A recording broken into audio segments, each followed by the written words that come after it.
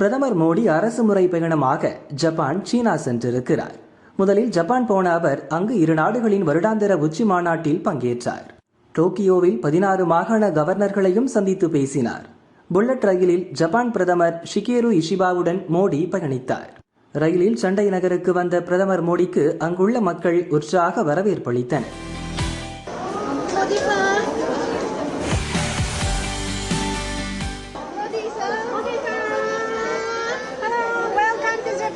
Japan ரயில்வேயில் பயிற்சி பெற்று வரும் இந்திய ரயில் ஓட்டுநர்களை சந்தித்து பேசினார்.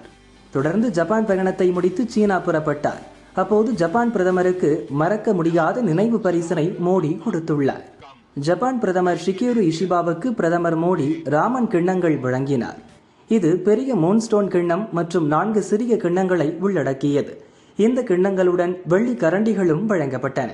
இந்த பரிசு ஜப்பானின் பாரம்பரியமான டோன்போரி மற்றும் சோபா உணவு பழக்கத்தை நினைவூட்டும் வகையில் அமைந்திருந்தது. கிண்ணம் தயாரிக்க பயன்படுத்தப்படும் நிலவுக்கல் எனப்படும் மூன்ஸ்டோன் ஆந்திராவிலிருந்து பெறப்பட்டது. பெரிய கிண்ணத்தின் அடிப்பகுதி ராஜஸ்தானின் மக்ரானா பளிங்கு கல்லில் இருந்து தயாரிக்கப்பட்டது. அதில் விலை உயர்ந்த கற்கள் பதிக்கப்பட்டிருந்தன. இது ராஜஸ்தானின் பாரம்பரியமான பார்ச்சின் கரி எனப்படும் கைவினை பாணியாகும். அடுத்து ஜப்பான் பிரதமர் ஷிகேரு இஷிபாவின் மனைவி யோஷிகோவுக்கு பிரதமர் மோடி பாஷ்மினா சால்வை பரிசாக கொடுத்தார்.